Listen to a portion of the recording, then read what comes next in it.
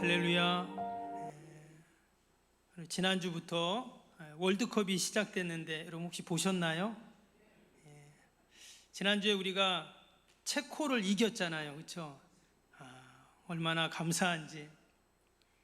근데 제가 이렇게 기사를 보니까 그 체코가 북유럽 사람들이잖아요. 그래서 키가 농구 선수도 아닌데 키가 190이나 되는 그 대표 선수가 10명이 넘는다고 합니다. 반면에 우리나라는 어때요?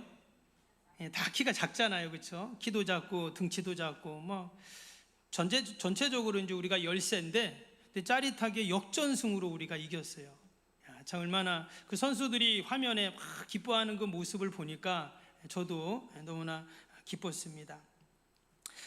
근데 이번 승리가 참 귀한 게 뭐냐면 뭐 첫 승을 했으니까 우리가 16년 만이라고 하죠. 본선에서 첫 승을 한 게 16년 만이라고 하는데 첫 승을 한 것도 참 기쁘지만 이 선수들이 이 첫 승을 하니까 어때요?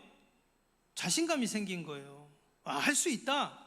이런 자신감과 용기가 생겼습니다.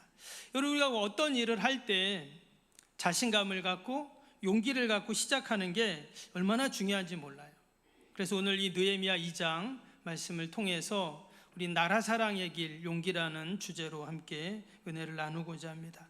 우리가 지난주에 1장 말씀 보았죠. 여러분 기억나십니까? 1장 말씀에서 이 느헤미야가 자신의 조국이 점점 무너지고 황폐화되고 능욕을 당한다는 이야기를 듣고 슬퍼하고 금식하며 기도했습니다.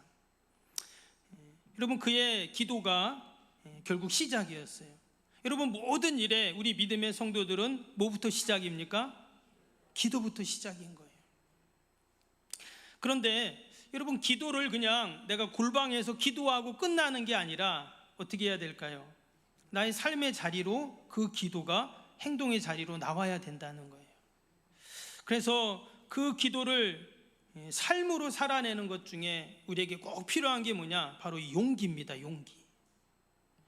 오늘 느헤미야 2장에는 그 기도의 사람이었던 느헤미야가 어떻게 자신의 나라를 위해서 용기를 내고 또 결단하고 행동했는지를 우리에게 잘 보여주고 있습니다.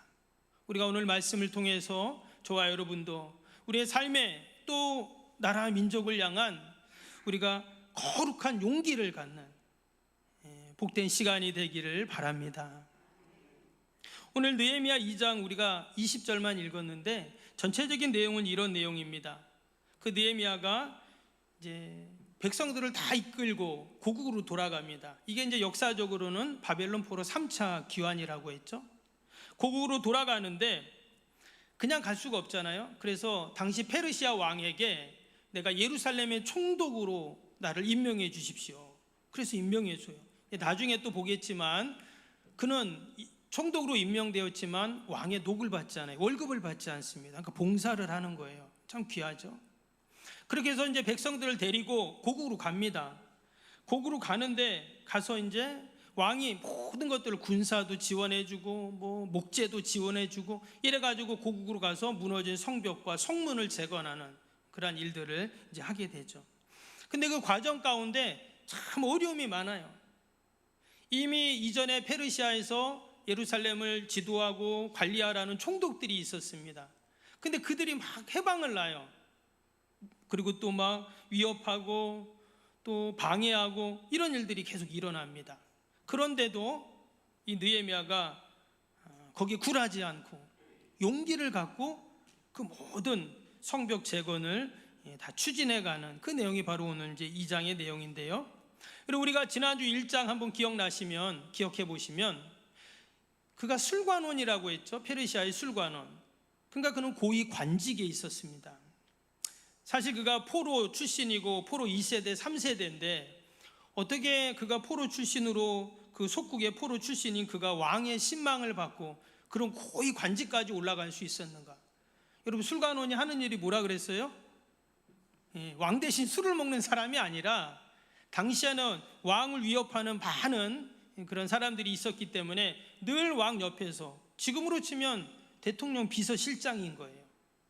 왕을 수행하면서 혹시 어떤 적들의 위협은 없는가 늘 보면서, 그게 바로 이 술관원이 하는 그런 일이었으니 얼마나 왕이 그를 신뢰했겠어요. 그래서 그는 사실 그냥 가만히 있으면 됩니다. 그럼 그런 권세를 누리고 늘 왕 옆에서 얼마나 좋아요? 그런데 자신의 고국의 형편과 비참한 현실의 내용을 듣고는 그가 금식하면서 기도하면서 다시 그 옛날 이스라엘의 영광을 회복하기 위해서 꿈과 비전을 갖고 나아가게 되죠. 그가 1장 마지막 절에 그가 이렇게 기도했습니다. 다시 한번 볼까요? 1장 11절 말씀이었죠. 주여 구하오니 귀를 기울이사 종의 기도와 종의 이름을 경외하기를 기뻐하는 종들의 기도를 들으시고 오늘 종이 형통하여 이 사람들 앞에서 은혜를 입게 하옵소서 하였나니 그때 내가 왕의 술관원이 되었느니라. 이게 지금 느헤미야의 기도였어요. 그가 지금 뭐라고 기도하고 있습니까? 먼저 그는 이렇게 말해요. 종의 기도, 또 하나님 주의 이름을 경외하기를 기뻐하는 종들의 기도를 들으시옵소서 그랬어요. 지금 자신을 뭐라고요? 주의 종이라 그랬어요.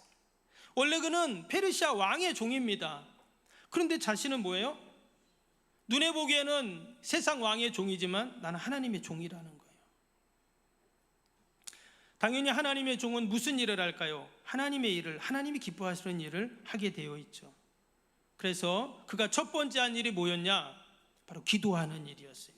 그래서 여러분, 하나님의 종, 하나님의 택한 백성들이 해야 할 일들이 많이 있지만 여러분, 첫 번째는 뭐라고요? 기도입니다. 아멘. 기도예요. 오랫동안 기도하든 아니면 뭐 짧게 기도하든 유창하게 기도하든 그냥 기도하든 상관없어요.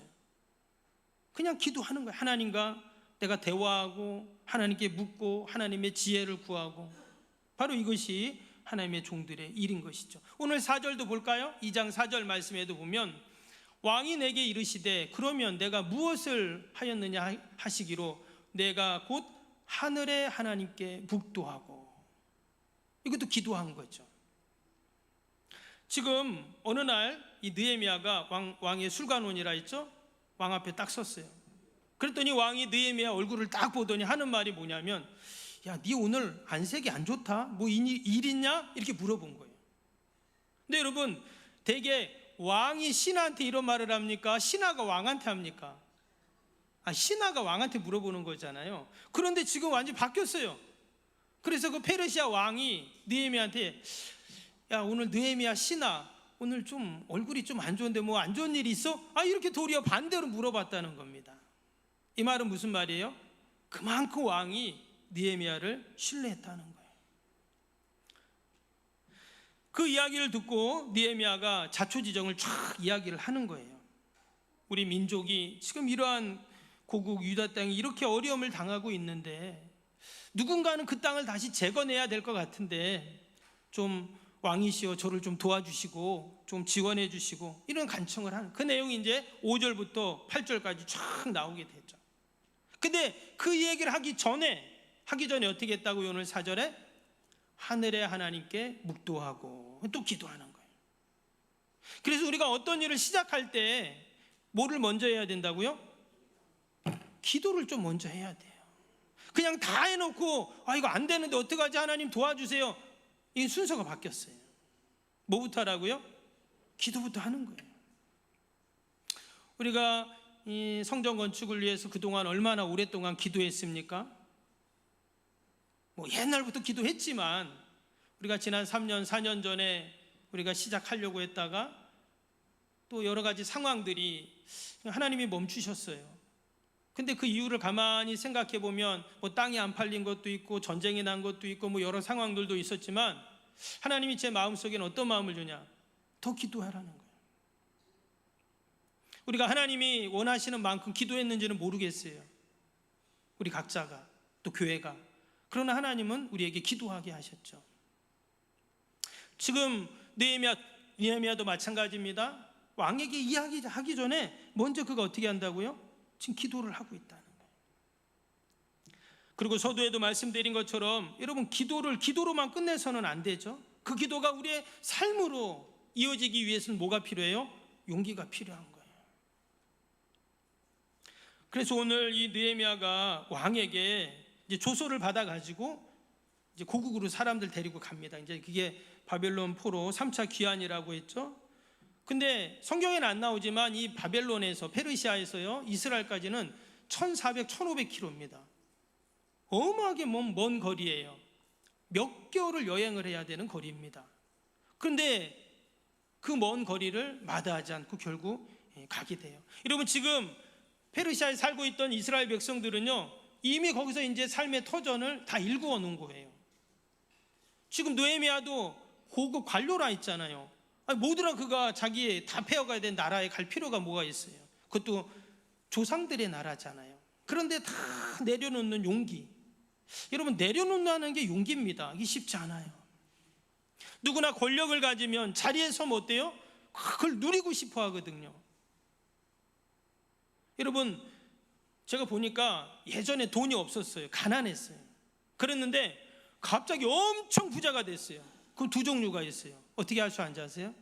한 사람은요, 야, 내가 이제 이렇게 부자가 됐고 나면서 막 그냥 제끼는 거예요. 이런 사람이 있는 반면에 또 한 사람은 어떤 사람이냐, 내가 옛날 가난했던 그 습관이 있잖아요. 그거 쓰지를 못해요. 나누지를 못하고 베풀지도 못해요. 왜? 내가 옛날 그렇게 가난했던 그 습관이 돼가지고. 근데 지금 느헤미야는 어떤 사람이냐, 어마어마한 권력을 갖고 있던 사람인데 그 권력을 누릴 수 있어요. 근데 다 내려놓고 그 폐허가 된 고국으로 사람들을 데리고 가는 거예요. 이 용기죠, 용기. 하나님이 이처럼 기도하고 또 거룩한 용기를 갖는 자들을 하나님은 반드시 사용하시는 줄로 믿습니다. 세계적인 정신의학자인 스카펙이라는 박사님이 아직도 가야 할 길이라는 책에 용기에 대해서 이렇게 말했어요. 용기란 두려움 없는 상태가 아니라 두려움에도 불구하고 마땅히 해야 할 일을 하는 것이라고 이렇게 말을 했어요. 그러니까 안락한 나의 삶에 안주하는 것이 아니라 민족의 아픔을 위해서 기꺼이 자신의 기득권, 그 안전을 다 내려놓고 나아갈 수 있는 용기, 이게 바로 진정한 용기다라는 거예요. 여러분, 우리 믿음의 성도들도 마찬가지입니다. 우리는 다 거룩한 용기를 가진 자들이잖아요. 주님의 십자가를 붙잡고 우리가 나라 민족을 위해서, 또 우리가 처한 곳에서 하나님의 뜻을 이루어가는 것, 여러분, 그 용기가 필요하거든요. 그러나 이것은 세상 용기가 아니라 저는 거룩한 용기라고 여기고 또 믿음의 용기인 줄로 믿습니다. 하나님이 그런 느헤미야를 통해서, 그런 믿음의 용기를 가진 자들을 통해서 하나님의 역사들을 이루어 가세요. 오늘 한번 보면, 오늘 20절 볼까요? 다시 한번 보시면 느헤미야가 그런 기도하고 용기 있게 나가니까 하나님이 어떤 역사를 주시는가. 20절 앞에 보니까 내가 그들에게 대답하여 이르되 하늘의 하나님이 우리를 형통하게 하시리니. 그랬어요. 어떻게 한다고요? 하나님이 우리를 형통하게 하신다. 우리 옆에 있는 분하고 한번 이렇게 이야기해 봅시다. 하나님이 형통케 하실 것입니다. 한번 해보세요. 좀 해보세요. 좀 다시 한번. 하나님이 형통케 하실 것입니다. 하나님이 형통케 하세요. 어떻게 형통케 하셨는가? 오늘 느헤미야가 기도하고 거룩한 용기를 갖고 나아가니까 하나님 이렇게 형통케 하세요. 5절 볼까요? 지금 이 느헤미야가 왕에게 하는 말입니다. 당시 거대한 나라 제국 페르시아 왕에게 뭐라 그랬냐?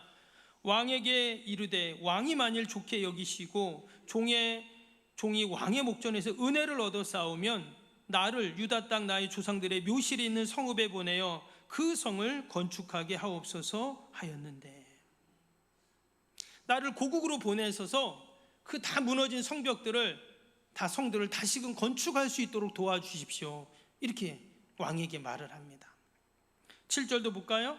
7절에 뭐라 그랬냐면 내가 또 왕에게 이르되 왕이 만일 좋게 여기시거든 강서쪽 총독들에게 내리시는 조서를 내게 주사 그들이 나를 용납하여 유다에 들어가기까지 통과하게 하시고. 지금 이 페르시아에서 그 이스라엘까지 1400, 1600km 되거든요. 그 먼 거리를 가는 동안 여러분 얼마나 많은 그 적들이 있겠어요.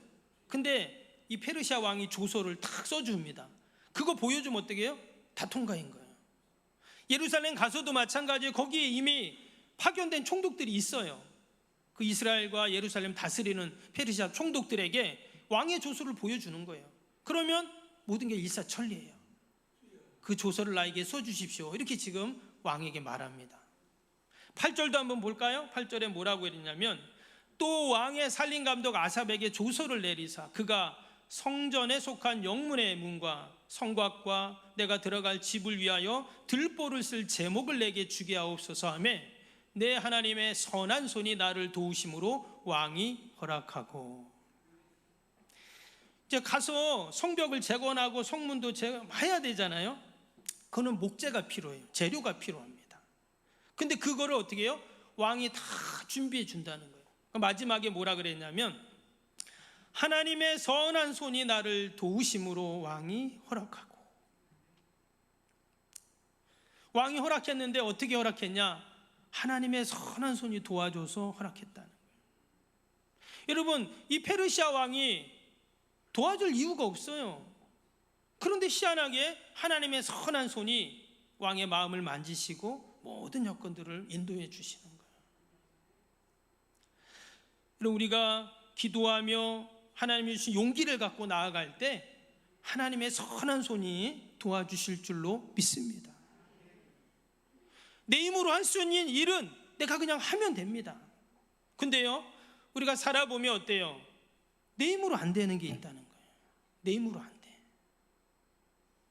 여러분, 내 힘으로 안 되면 어떻게 해야 됩니까? 하나님의 선한 도우심을 받아야 되는 거죠.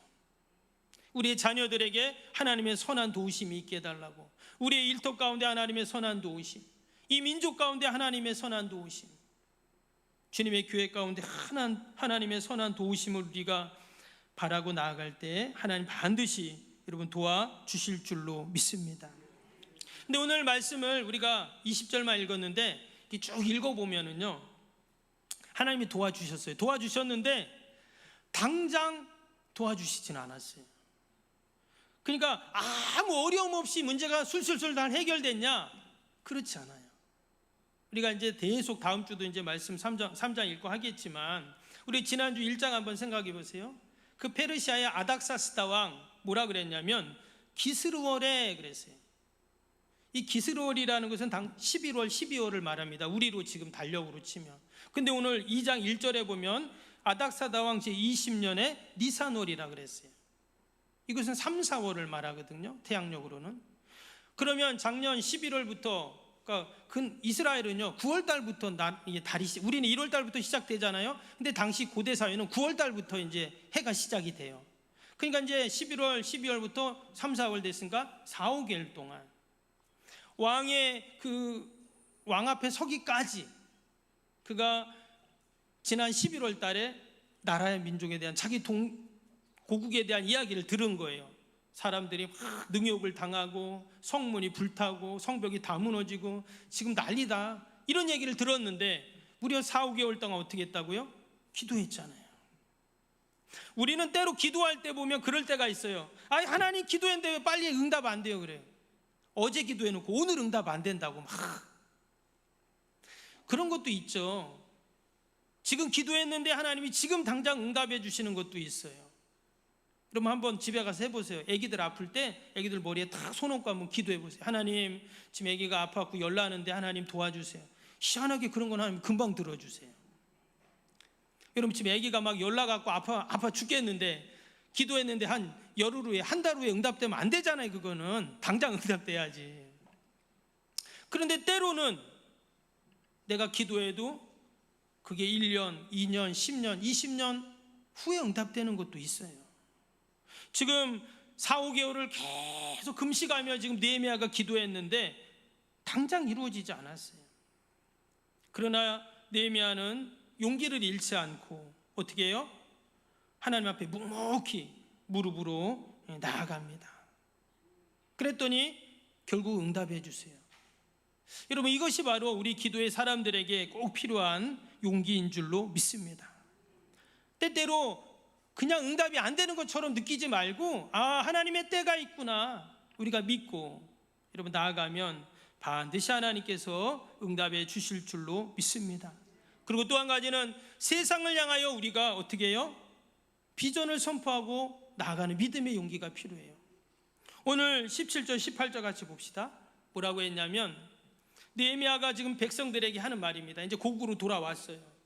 사람들 데리고 왔죠. 예루살렘에 왔는데 거기서 사람들에게 이렇게 말하는 거예요. 후에 그들에게 이르기를 우리가 당한 공경을 너희도 보고 있는 바라. 예루살렘이 황폐하고 성문이 불탔으니 자 예루살렘 성을 건축하여 다시 수치를 당하지 말자 하고, 또 그들에게 하나님의 선한 손이 나를 도우신 일과 왕이 내게 이른 말씀을 전하였더니 그들이 말이 일어나 건축하자 하고 모두 힘을 내어 이 선한 일을 하려 하매. 참 놀랍지 않습니까? 하나님이 어떻게 선한 손으로 나를 도우셨는지 사람들에게 참 얘기를 했어요. 그랬더니 사람들이 뭐라고요? 야, 우리가 일어나서 건축하자. 그동안 사람들이 막 조롱했거든요. 그러니까 이방 사람들, 다 주변에 막 그런 방해하는 사람들이 그 고국으로 돌아온 1차, 2차 많이 돌아왔잖아요. 그들을 보면서 막 조롱하고 비웃고 그랬어요. 니들이 뭘 할 줄 안다고. 응? 어디서 70년 동안 포로 생활하다가 돌아와가지고 뭐 하려고 그러냐. 막 조롱을 했어요. 오늘 19절도 보세요. 19절도 보면 호른 사람 산발락과 종이었던 암몬 사람 도비아와 아라비아 사람 게셈이 이 말을 듣고 우리를 업신여기고 우리를 비웃어 이르되 너희가 하는 일이 무엇이냐? 너희가 왕을 배반하고자 하느냐? 하기로. 이게 무슨 내용이냐면 지금 느헤미야가 사람들을 데리고 무너진 성벽을 막 재건한다고 했잖아요. 그랬더니 먼저 파견되었던 여러 페르시아 총독들이 있습니다. 그들이 모함을 하는데 뭐라고 하냐면, 야 느헤미야, 너 사람들 데리고 지금 다시 이스라엘 재건해가지고 페르시아의 반기를 들라고 하는 거 아니야? 이런 정치적인 그런 모함을 하는 거예요. 뭐 거짓 소문을 막 퍼뜨리는 겁니다. 지금 선한 뜻을 갖고 그런 꿈과 비전을 갖고 기도하면서 하는데 이런 장벽을 만나요. 대적자들을 만납니다. 그럼 이때 어때요? 사람들은 대부분이 위축되잖아요. 야, 이거 어떻게 하지? 근데 여러분, 그때 적들을 보면 두렵지만 우리가 뭘 봐야 돼요? 오늘 20절 말씀 다시 한번 보세요. 우리는 뭘 봐야 됩니까? 내가 그들에게 대답하여 이르되 하늘의 하나님이, 하늘의 하나님. 뭘 본다고요? 하늘의 하나님을 보는 거예요. 나의 대적을 보면 두렵고 염려가 되고 위축되는 거예요. 그런데 뭘 봐요? 우리는 하늘의 하나님을. 그럼 그 하나님은 우리를 형통케 하신다. 그리고 도리어 다른 사람들은 어때요? 대적하는 자들은 어떻다 그랬어요? 밑에 그들은 아무 기업도 없고 권리도 없고 이제는 기업되는 바도 없을 것이다, 이렇게 선포합니다. 오직 하나님께서는 여러분 믿음으로 기도하고 거룩한 용기를 가지고 나가는 자들에게 이러한 은혜와 여러분 축복을 주실 줄로 믿습니다. 다시 한번 우리 옆에 있는 분들에게 이렇게 말해요. 하나님 반드시 형통케 하십니다. 한번 해보세요. 하나님이 우리의 가정과 또 주님의 교회, 또 우리 한국교회를 형통케 하시고 저와 여러분을 형통케 하실 줄로 믿습니다. 우리의 기도가 골방에서 끝나지 않고 우리의 삶의 현장으로 거룩한 용기로 나와서 늘 저와 여러분이 승리하고 또 하나님께 영광 돌리는 은혜가 있기를 주님의 이름으로 축복합니다.